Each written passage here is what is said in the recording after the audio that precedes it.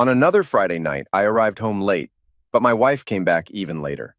I wasn't thrilled about her spending time with her friends after work, but I recognized the importance of couples having individual pursuits. Victoria was thoughtful enough to inform me whenever she went out, sharing where she was going, and she always made an effort to return home early. Typically, she was back by 8 p.m. this afternoon. While I was on a job inspection, I received a text from Vicky saying she was out with her friends for drinks and would be home late. Vicky doesn't go out often, maybe once every 3 to 4 weeks, but it still bothers me. The truth is, I have trust issues with people who spend time in bars or take frequent business trips, regardless of gender. Vicky does both, but the trips bother me the most. You might wonder why I have these issues and how they affect my view of Vicky. Let me share a brief, sad story to help you understand. I grew up in a bar, quite literally. My parents owned and ran the most popular bar in our small town near St. Louis, Missouri. They also ran an upscale French restaurant in the same building as the bar. People would come from far and wide to dine at the restaurant and then head next door to the bar, nightclub to dance and have fun. I witnessed everything, and from a young age, my parents instilled in me the importance of discretion. It was the summer I was 16, and they decided I needed to learn the business. My older brother and sister had both began working in the business when they were 16 also. My mom or dad had to interrupt me multiple times at the door dividing the bar from the restaurant to remind me to return to my restaurant duties. That night, my sister was on duty too. She approached me and warned, "Donnie, you need to focus on your job and not pay attention to anything else or you'll get into trouble." I turned to her and said, "But sis, that's Mrs. Horton, and she's out with a man. She doesn't even have on any underwear either. Do you think Mr. Horton knows?" "God, I can't wait to tell the guys. This is awesome." Sarah seemed frightened and glanced nervously over her shoulder before muttering, "Oh no." At that moment, I felt my dad's large hand grip my shoulder firmly. He squeezed it tightly and instructed, "Don, come with me right now." Once inside the office, he gestured for me to close the door and take a seat. I thought to myself, uh-oh, this can't be good. I felt queasy as I watched my father's stern expression. Eventually, he let out a sigh and began speaking. "Don, I should have talked to you about this before you started working here, but I didn't. I've had this same conversation with your brother and sister, and let me tell you, it never gets any easier." "Mrs. Horton is quite a stunning woman, isn't she, son?" my dad inquired. I was taken aback by his question and felt a bit lightheaded. I wondered where he was going with this and why he was changing the subject. As I tried to gather my thoughts to respond, he repeated, "Isn't she?" I nodded silently, murmuring, "Yeah." Leaning forward on his desk, my dad intertwined his fingers and rested his chin on his thumbs. I can still vividly recall the sorrowful expression on his face. Eventually, he leaned back in his chair and resumed speaking. Even after 20 years, I can still hear his words echoing in my mind. He said, "Son, this business is our bread and butter. It supports our entire family, provides for our comfortable home and amenities like the pool. It sent your brother to college, and it'll do the same for your sister and you. It'll take care of all of us for years to come, as long as we don't do anything to jeopardize it. Don, here's what you need to remember. When familiar faces come in with their families, greet them warmly. If they bring someone unknown, just call them sir or ma'am, unless instructed otherwise. What's crucial in this business is discretion. Ignore things that aren't your concern and forget any indiscretions you might witness. Discussing customer behavior outside this place is strictly off limits. If I find out anyone's gossiping, they're fired. We've lost good employees over this, but our reputation for privacy is as vital as our food and service quality. Understand this, son. Secrets like Mrs. Horton's tend to come out, and it usually ends badly, especially if there are children involved. So, head back to work, and remember to maintain discretion." Throughout high school and college, as I worked at the restaurant, I saw plenty of cheating, but never spread rumors. I learned a great deal about human nature and the consequences of actions, observing how late nights often indicated troubled marriages. This influenced my perspective on trust and relationships. During college, I met and fell in love with Victoria, a new waitress. We realized we were soulmates and planned a future together. We laughed at the cheaters who came to the business, knowing we'd be together for life. However, our parents insisted on a prenuptial agreement to protect family assets, which made us ensure that anything we owned before or inherited after marriage remained ours alone, with clear guidelines for joint assets and child custody arrangements if needed.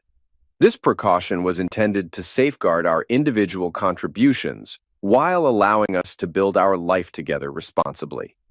Vicky and I thought it was silly because we knew we were meant to be together. To my surprise, Vicky's parents wanted the same. They had a large estate and didn't want Vicky's potential share to be split if we divorced. The agreement we came up with solved these issues. Anything we owned before marriage or inherited would stay with us in case of divorce. It also covered pensions. We each kept our own. The only things we'd split were assets acquired jointly after marriage. It even addressed child custody in case of divorce with minor children. If one of us traveled more, the children would stay with the less traveling parent unless it was unsafe for them. Graduation day finally came. Vicky got her bachelor's in finance and snagged a great job at a local stock brokerage. I graduated with a degree in construction management and a minor in landscape architecture. After college, I worked for a construction company for 2 years to learn the ropes. Vicky and I weren't interested in running the family restaurant and bar, so we left it to my siblings while my parents managed the corporate side. After 2 years with another company, I started my own construction and landscaping business. Since Vicky and I could barely afford our home and cars, my parents provided the capital for the business from the family corporation. I received a salary to manage it. Vicky's job was progressing too. She moved into a compliance role ensuring satellite offices adhered to regulations, which required her to travel a few days each month. This made me a bit uneasy because of my own experiences. As time went on, my business grew. I went from small remodeling jobs to building entire new buildings and landscaping them. I was content with the setup, so I never tried to take the business out of the corporation and put it in my name. I just kept earning a larger salary. I was proud that the business's value and our income increased every year. I learned to accept Vicky's travel, but I was never completely comfortable with it. I was fine with her occasional girls' nights out, though. She went maybe once a month and was usually home by 8 p.m. Sometimes I traveled for work too, or went out for a beer with my construction crews or office staff after work. That was just good management, but I made sure to limit it to a beer or two, and always got home no more than an hour later than usual, unless Vicky joined me. A few years into our marriage, we decided to start a family, welcoming our son Patrick and then our daughter Suzanne 18 months later. Vicky became the problem solver at work, often traveling more, sometimes up to 2 weeks a month. We both struggled with the travel, but she believed she'd be leading her department soon, which would reduce her travel and come with a raise. We agreed to keep things going as they were until she could achieve that. When the economy slowed down, my small business had to start taking on smaller jobs we would have previously ignored, especially after the housing bubble burst and the stock market tanked. We had to lay off about half our staff. We weren't drowning in debt, but we definitely weren't making as much money as before. One of these small jobs I reluctantly took on marked the beginning of the end for my marriage. In hindsight, I wish I had never taken it. Maybe things would have been different. I dragged myself to the office one Thursday morning, wondering why I even bothered since I had stayed late the previous night and finished all my paperwork. Vicky had been away all week on a compliance review, not expected back until late Friday, so I figured I might as well get some work done. I almost headed out to supervise our job sites directly because, as you might know, showing up on site really keeps the crew sharp and ensures good work. But I had barely started my day when my assistant told me Mrs. Sloan was here to talk about adding a deck and landscaping her backyard. I wasn't thrilled, just a deck and some bushes, but I met with her anyway, thinking at least it would keep the crew busy for a few days. When Mrs. Sloan walked in, I was stunned.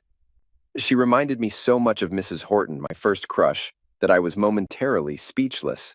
I managed to pull myself together and stood up to greet her. I smiled and said, "Mrs. Sloan, I'm glad to meet you. I'm Don Patterson. Mrs. Simpson mentioned you wanted a deck built. Is that correct?"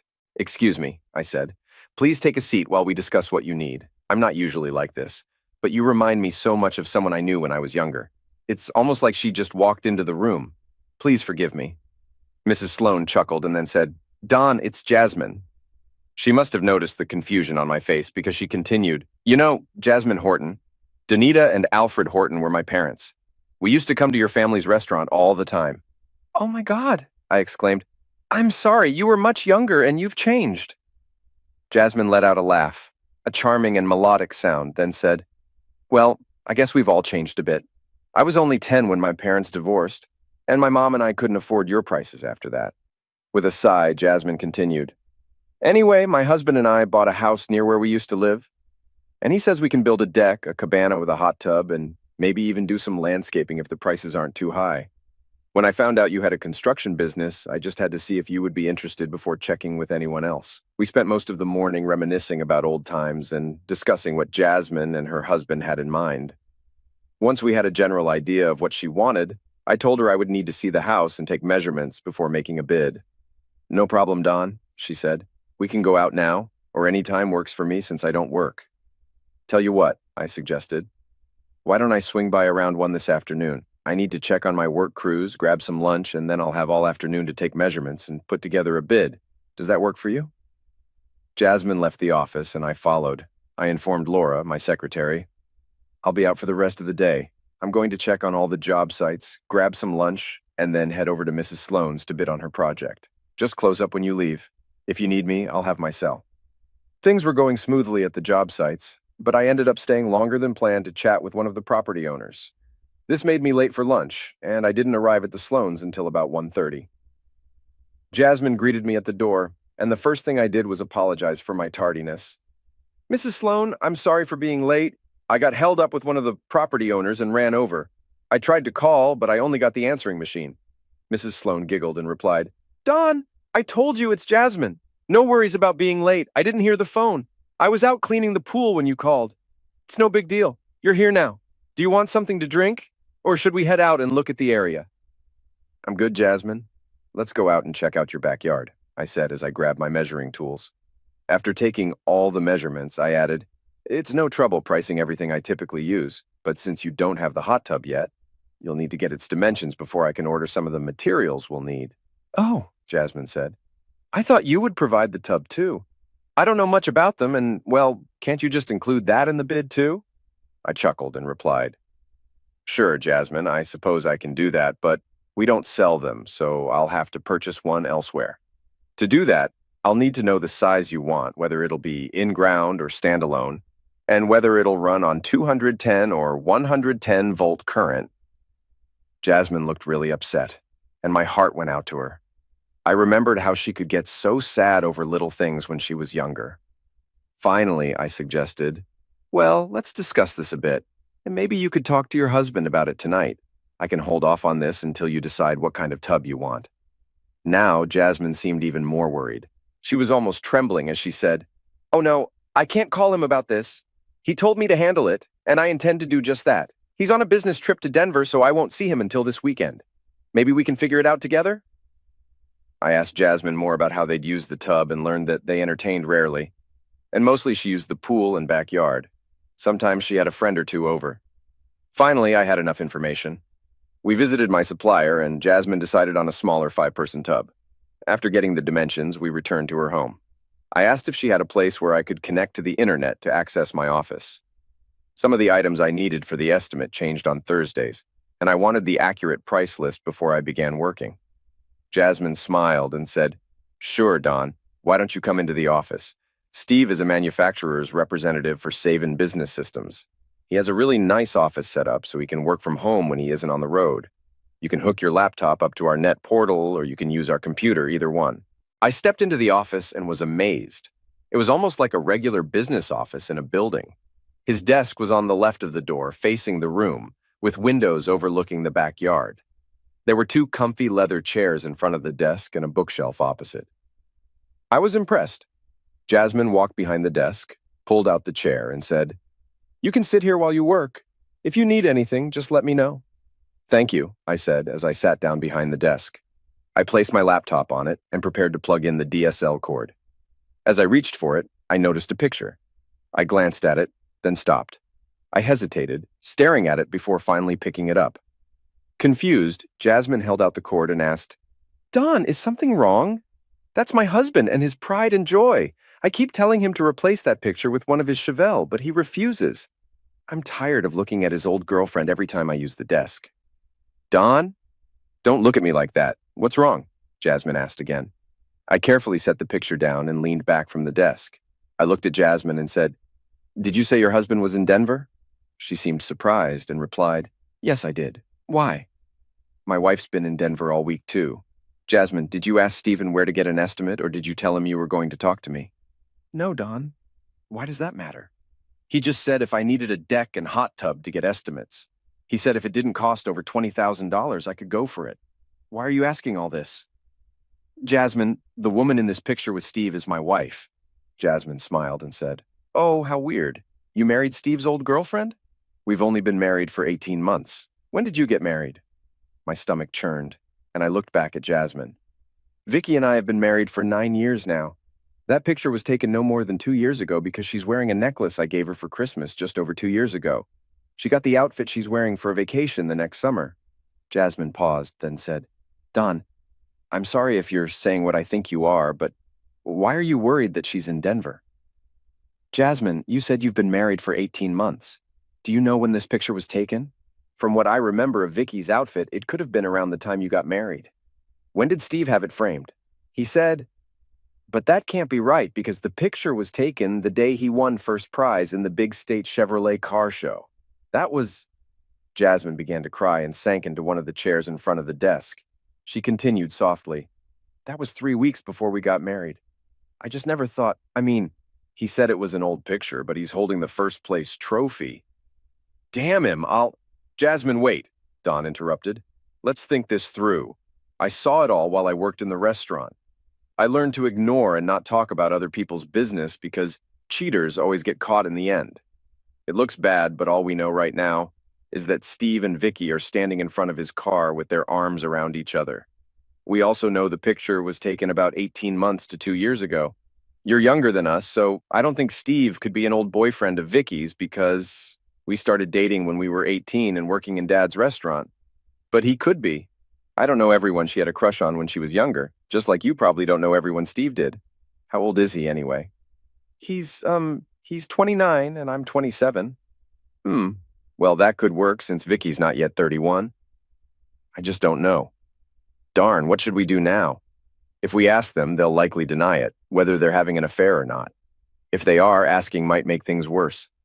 I feel like I should ask, but until today, I trusted Vicky completely. Darn, I'm just not sure. We talked more and came up with a plan we thought was okay. We agreed not to mention what we found out today.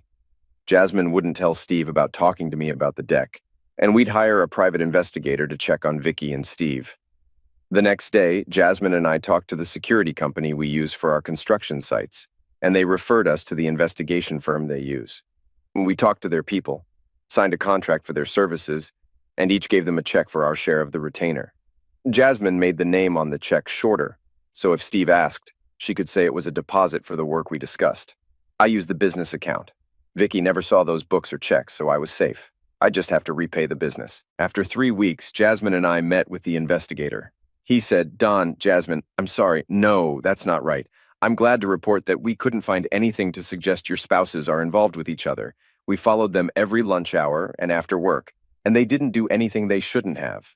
The only unusual thing was last Friday, when Mrs. Patterson and some of her coworkers went out after work. They were at several bars at St. Louis Landing and danced with several men each.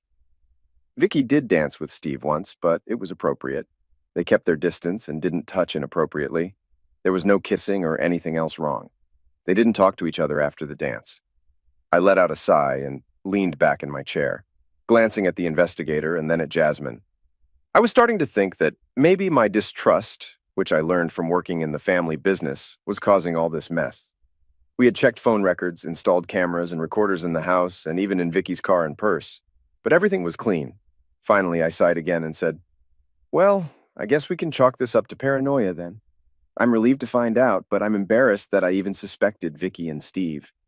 We can stop the—" Wait a minute. Jasmine, didn't you mention Steve's trip to San Antonio next week?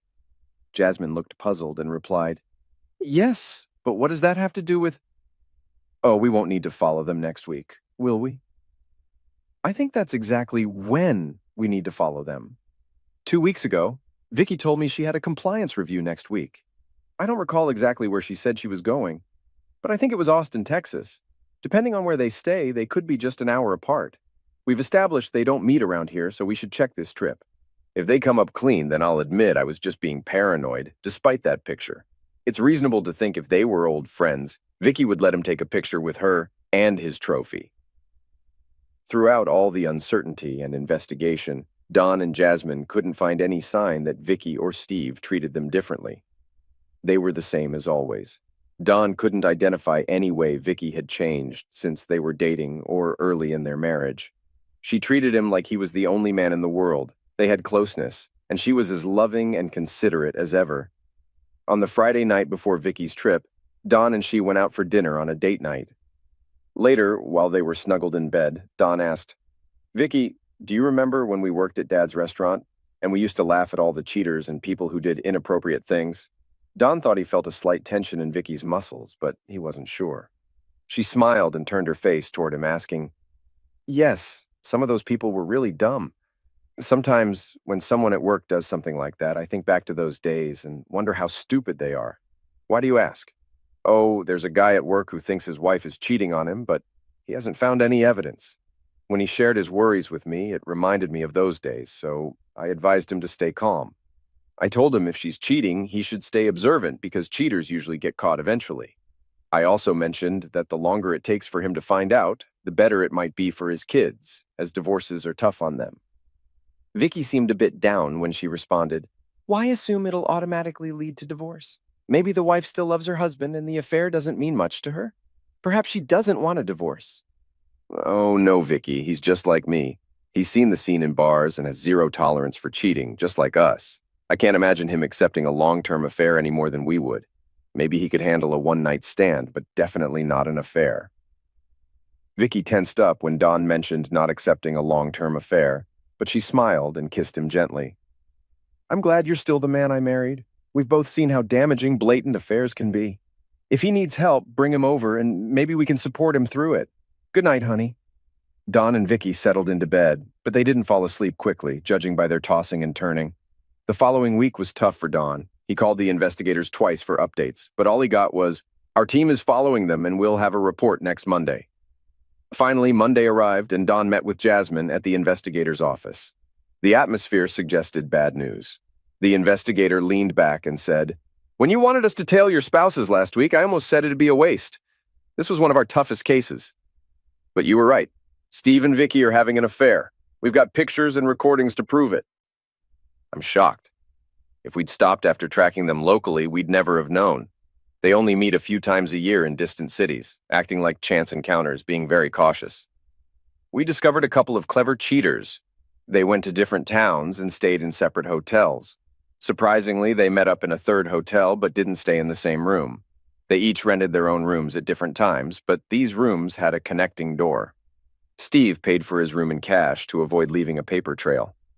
Vicky used a credit card under the name Angela Foster, her maiden name, with an address in Washington, Missouri. She also had a state ID card as Angela Foster. Steve used his middle name Allen when registering. They only rented these rooms on Tuesday and Thursday nights, didn't stay the whole night, and only met on those 2 days. I leaned back and pondered. Foster was Vicky's maiden name. Victoria Angela Foster. Jasmine nodded. Allen is Steve's middle name. Well, I sighed. I guess it's pretty much over. I'll be scheduling a meeting with a divorce lawyer soon. Before Jasmine could respond, the investigator interjected. Hold on. There's more. I usually wouldn't bring this up, but in this case, something feels off. Despite evidence of act, it doesn't quite seem like a typical affair.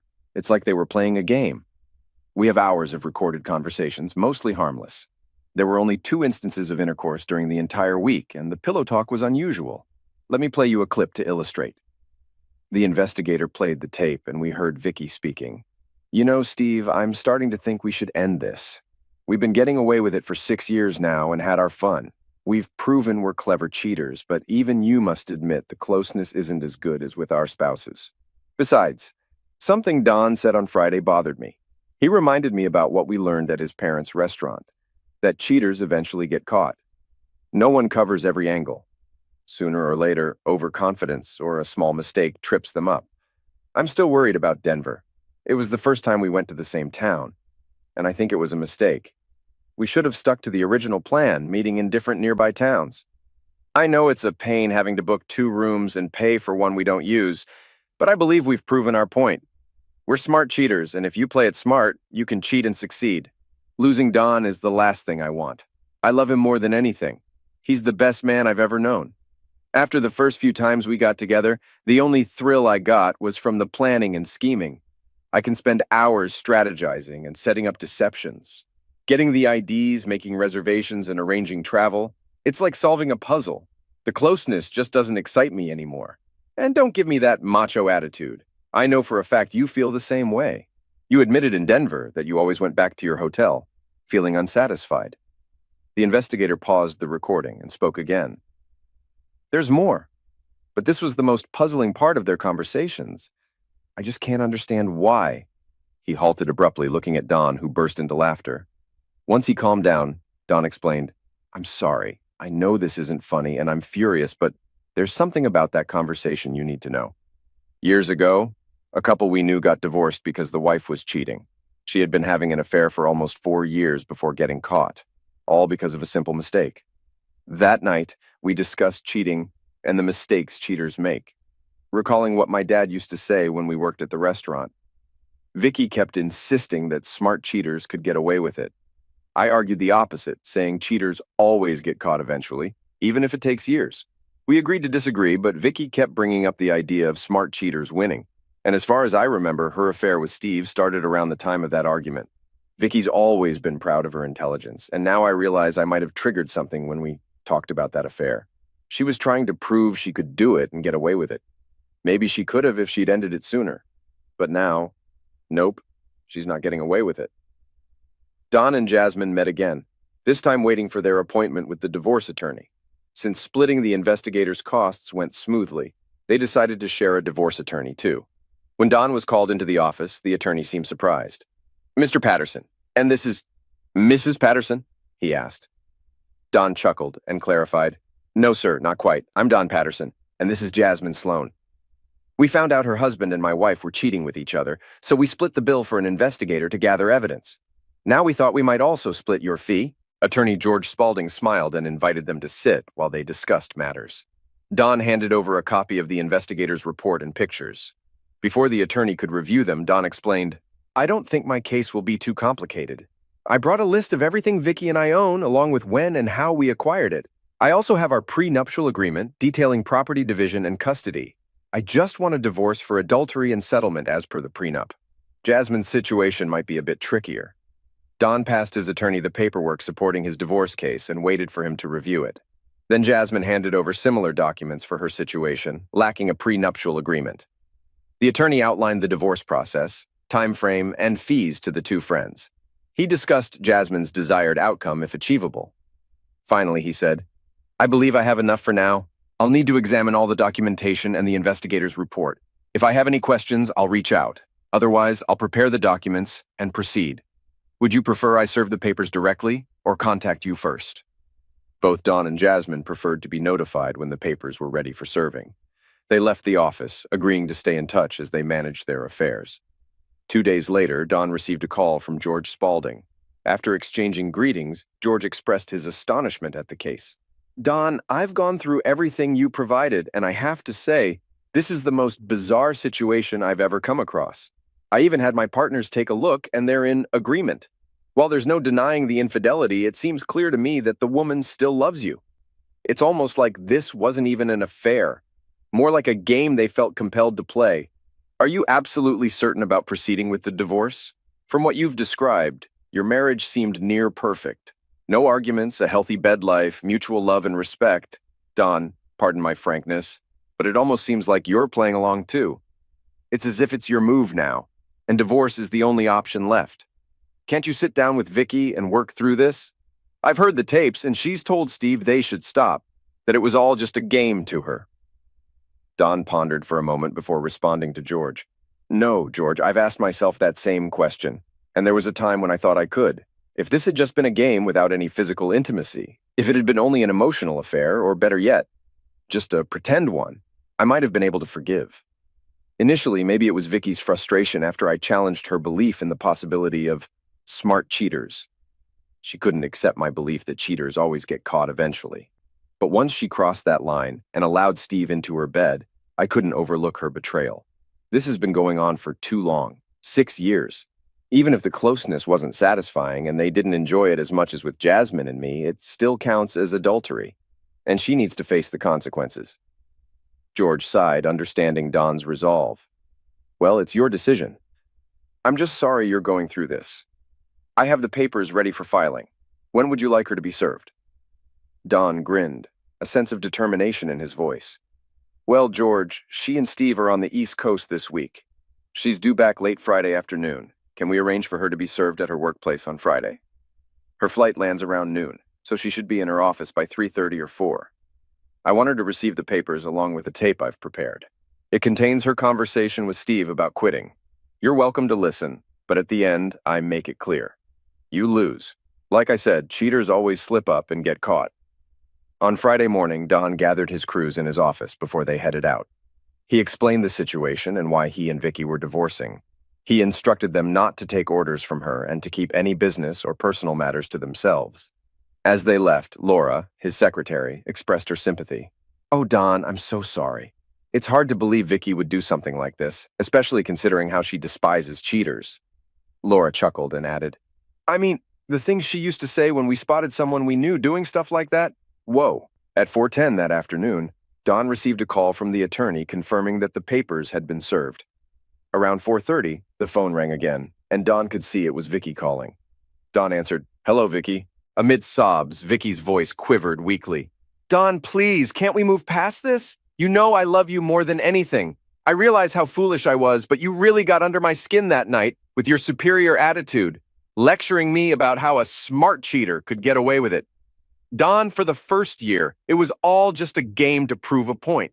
You heard me tell Steve I didn't love him and that the closeness wasn't even good. We were going to stop. Please, Don, don't do this to us. I can't believe you actually found out after all these years. I'd love to know how you managed to do it. Vicky, I didn't cause this. You did. Now I have to end it. I thought we were on the same page about cheating and affairs. I believed we both shared the belief that cheaters would face the consequences eventually. I just can't understand how you could justify doing something like this, knowing how we both feel. Feeling a twinge of sympathy, Don decided to reveal how he uncovered the affair. Vicky, I wasn't planning on telling you how I found out, but I think I will now. You were partly correct about regretting going to Denver together. That Thursday before you returned, Jasmine Sloan visited the office. She wanted us to work on a deck and landscape her backyard. She allowed me to use Steve's office, and I noticed the picture of you with him and the trophy from the State Classic Chevrolet car show. She mentioned you were one of his exes. I almost bought that story until I realized the photo looked recent and you were wearing jewelry and clothes that I knew were only about 2 years old. I almost dismissed my suspicions, thinking maybe you two had dated before we got together and randomly bumped into each other at the car show. However, when Jasmine and I talked more and I found out you were both in Denver that week, we decided to hire a private investigator to follow you. We tracked both of you for the next month, and aside from one dance at a girls' night out, there was no contact between you. We were ready to drop the investigation and write it off as a coincidence until I remembered that Jasmine mentioned Steve would be in San Antonio while you said you'd be in Austin, so we decided to have you followed that week. If we hadn't found anything, we were planning to let it go. But as it turned out, we did find something, didn't we? Don could hear sniffles in the background before Vicky spoke. Don, I love you so much. I don't want to lose you. Can't you find it in your heart to forgive me, just this once? With a sigh, Don responded, No, honey, I just can't. Not right now, at least. Maybe I could have if you hadn't slept with the guy, but I can't overlook that and the fact that you carried on the affair for so long. But, honey, don't you get it? It wasn't really an affair. It was more like a game. I just had to prove it could be done. And the closeness, well, it was just because we were away from home and got so damn horny. It was almost like we were using each other for release. We never made love or told each other we loved one another. It was all about the game, and then the last 4 years were just about getting some relief. Vicky, it doesn't matter. What matters is that you did it. You planned to cheat on me, and you did it. You had to arrange to meet Steve somewhere, and I wouldn't be surprised if it wasn't during one of your girls' nights out. Was it? Vicky sighed and admitted, Yes, Don, it was. At the time, we were just chatting. He came up to our table and asked me to dance. We were discussing a couple we saw at the bar who were all over each other, and I made a comment about smart cheaters, or rather, the lack thereof. While we danced, I explained our beliefs to Steve. Before returning me to the table, he said, "You know, I bet we could pull that off. I travel a lot, and if I found someone else who did, we could meet in a different town far from home and cheat without getting caught." We danced a few more times that night and decided to give it a shot. I learned he traveled as a manufacturer's rep, and he found out about my compliance reviews. We realized we'd be in the same area about 3 weeks later, so we planned to meet. At that meeting, we started planning our, at the time, flawless, non-romantic affair. We agreed never to call each other at home or on our personal phones. We mostly used disposable phones and only called from work or lunch, and even then it was only to arrange the next meetings. We got fake IDs, and I obtained a new credit card sent to a P.O. box near my parents' home. You know how often I visit them, so I could check the box regularly. We covered all our tracks except for the photo. I had no idea he had taken one. Vicky let out a weak laugh and continued. I guess it's true what they say. One small mistake can ruin everything for a cheater. I'm so sorry, honey. I guess I just got caught up in the excitement. I love you. Don heard the click as Vicky ended the call. He was taken aback to find tears streaming down his face. He leaned back in his chair, lost in thought. He didn't even notice when Laura bid him goodnight. The next thing he knew, it was dark outside. Before the divorce was finalized, both sets of parents tried to dissuade Dawn from divorcing Vicky. Her parents, in particular, made a heartfelt plea. They called one Saturday and asked if they could visit him and the children at his house. Naturally, he agreed. After spending time with the kids, all three adults sat in pool chairs in the shade, watching the children swim. Vicky's mother turned to Dawn and said, "Dawn, we all know my daughter made a terrible mistake. When she first came to us that night, she was devastated. She could hardly speak. Eventually, she opened up and showed us all the evidence you had against her. Dawn, I have to admit, if I found out her father did what she did, I would have left him too. But can't you consider what I'm saying instead of just reacting the way I would? I know she loves you deeply. I see it every time she looks at you, talks about you, or sees your picture. Her problem is her intellectual pride. She's always been the smartest woman in the room, and she felt she had to prove she could get away with something like this. Dawn, did you ever think that maybe you played a part in driving her to this? She mentioned the argument you had about your friends just before she decided to have the affair."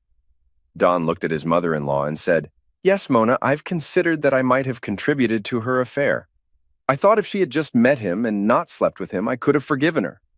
You know how we both felt about cheaters before we got married. You know how strongly she felt about the clauses in the prenup regarding infidelity. And then she did something like this.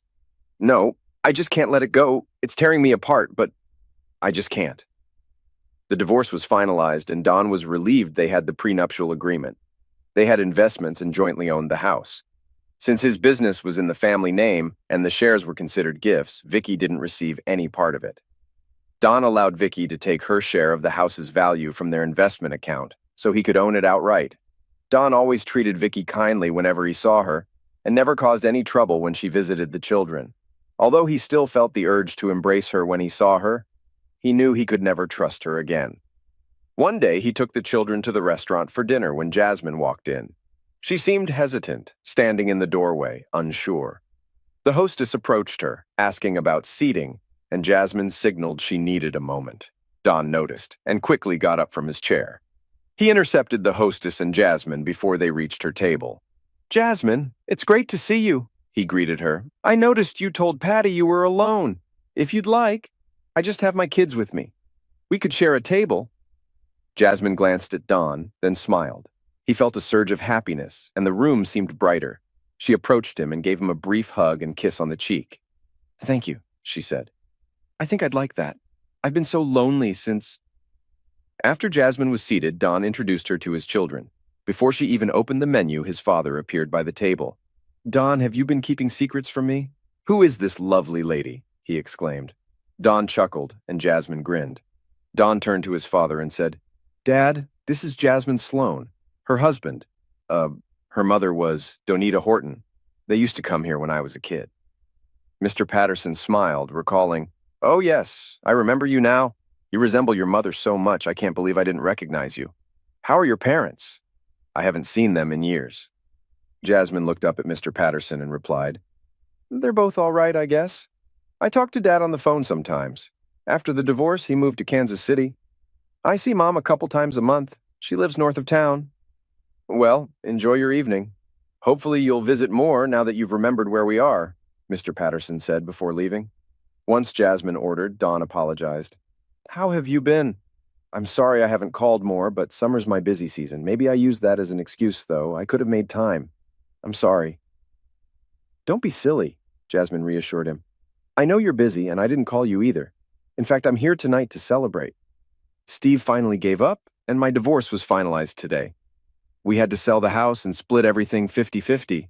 He fought alimony and dragged out the divorce, but I eventually won. I had to rent a small apartment, but once I find a job, I'll get a better place. As the kids became increasingly restless, Dawn and Jasmine chatted and ordered another bottle of wine. Eventually, Dawn said to Jasmine, I guess I should go before these two troublemakers get me banned from here. It's been really nice talking to you again. Maybe we can do this again sometime? Jasmine smiled and nodded. She replied, I'd like that.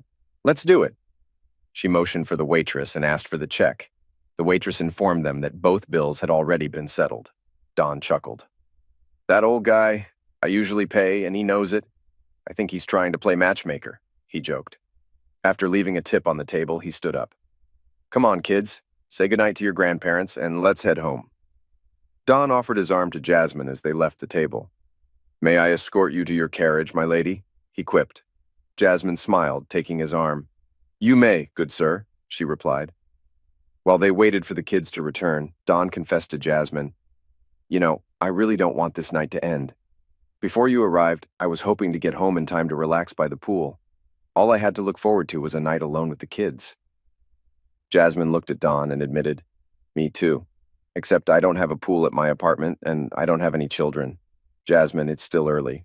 Would you like to come over to our place and hang out some more after I put these two to bed? Dawn offered. Jasmine smiled and nodded eagerly. Yes, I'd like that very much, she whispered. Once the children were asleep, Dawn packed a cooler with drinks and ice. He set it between their pool chairs and invited Jasmine to take her pick. Dawn grabbed a Pepsi and settled back, inviting Jasmine to join him. As they gazed at the shimmering pool under the soft lights, Dawn turned to Jasmine with a sigh. I think your mother played a part in my divorce. Oh, damn, I'm sorry, Jasmine. I shouldn't have said that. I was just thinking. Jasmine looked at him with concern, and he thought he saw a tear in her eye. Dawn moved closer, wiping the tear away gently. Let me explain. I feel like a fool now, he said. When I was 16, I had just started working at the restaurant for about 3 weeks when your mother came in with a strange man. They had dinner, then went to the bar to drink and dance. I always thought your mother was the most beautiful woman in the world. Well, until I met you. Anyway, I couldn't stop staring at her, and my father not only noticed, but heard me saying I had to tell my friends about what I saw when we got to school on Monday. Wow, I still remember the scolding I got from my dad that night in his office. I think that talk shaped my views on marital loyalty till now. Funny thing, Vicky ended up working for us later and got the same talk. We used to chat a lot about our experiences at the restaurant. I thought we both agreed with my dad's take on fidelity. Maybe I was too stubborn about it, though. Seeing your mom that night made me stick to my rigid beliefs throughout this mess. I'm sorry. And no, nobody in my family or our staff spilled the beans about your mom. I have no idea who did. It was almost a year after that incident before your parents split. And as far as I know, that was the only time she and her guy were at the restaurant. Jasmine glanced at Dawn and remarked, Well, maybe something positive came out of that chaos. Or maybe not, depending on how you see it. Your mom ended up marrying that guy and they stayed together until he passed away in a car accident a few years ago. I'm not entirely sure, but I think she might have been cheating on him too. They say once a cheater, always a cheater. Once Dawn was sure Jasmine had stopped crying, he returned to his seat, and they shifted to lighter topics. He discovered she had a degree in accounting and had worked in that field for a while. He chuckled to himself, recalling his mom's complaints about needing more time off but being unable to, because she handled the books for the bar and restaurant and supervised the waitstaff. He also realized he needed to hire some assistants for Laura. Maybe. The following Wednesday, Dawn had barely arrived home from work when he heard loud banging on the front door. Opening it, he was met with something soft and heavy hitting his chest. Focusing his eyes, he saw a tearful Jasmine clinging to him, attempting to kiss him. Amidst her tears, she exclaimed, "Thank you. Oh, thank you. Your parents offered me a job. I went for the interview and they hired me. I start tomorrow. They're paying me way too much and—" Her voice trailed off as she broke down crying again, and Don simply held her close, gently stroking her hair. During the following months, Don and Jasmine grew increasingly close. Don started taking the kids to the restaurant for dinner 4 or 5 times a week, often making sure the bookkeeper accountant could join them. They spent Christmas together at the Pattersons, and both helped out at the bar's New Year's Eve party, much to the amusement of Don's family, who teased them about their constant hugging and kissing. By then, they were seen as a couple, and any invitation extended to one automatically included the other. Valentine's Day rolled around, another busy day for the restaurant and bar. Don and Jasmine were once again called upon to work. After the rush had died down, Don called Jasmine over to the bar. He asked her to join him on stage, pretending he needed her help with a microphone stand. Once there, he surprised her by getting down on one knee and asking her to marry him, holding out a small black box as he professed his love for her. Just as Jasmine's fingers touched the box, her mind deciphered what Don was saying. She closed her hands over the box and said, "What? Did you say?" Jasmine opened the small box and saw a gorgeous ring inside. She was stunned, her hand flying to her mouth in shock. Slowly, she took the ring out and examined it, then slid it onto her left ring finger, tears streaming down her face. Overwhelmed with emotion, she dropped to her knees and kissed Don passionately, expressing her love and excitement for their future together. Cheers and congratulations filled the room as Jasmine came up for air and saw Don's family surrounding them. They hugged her and offered their best wishes, celebrating the happy couple's engagement. Jasmine and Don set a June wedding date, and in the months leading up to it, Jasmine gradually moved her belongings from her apartment to Don's home. During the reception, while opening gifts, they found a yellowed envelope at the bottom of the pile. Inside was a heart-shaped valentine with a faded signature with words, "I received this valentine from the only man I ever loved on our first Valentine's Day. I have treasured it ever since. Somehow it seems appropriate I pass it on to you now. Perhaps it is a symbolic passing on of his heart from me to you. May the rest of your life be filled with love and consideration for one another. May you never break the other's heart or let foolish pride tear you apart. Congratulations. I wish you both a life of love and happiness. With all my love, Victoria."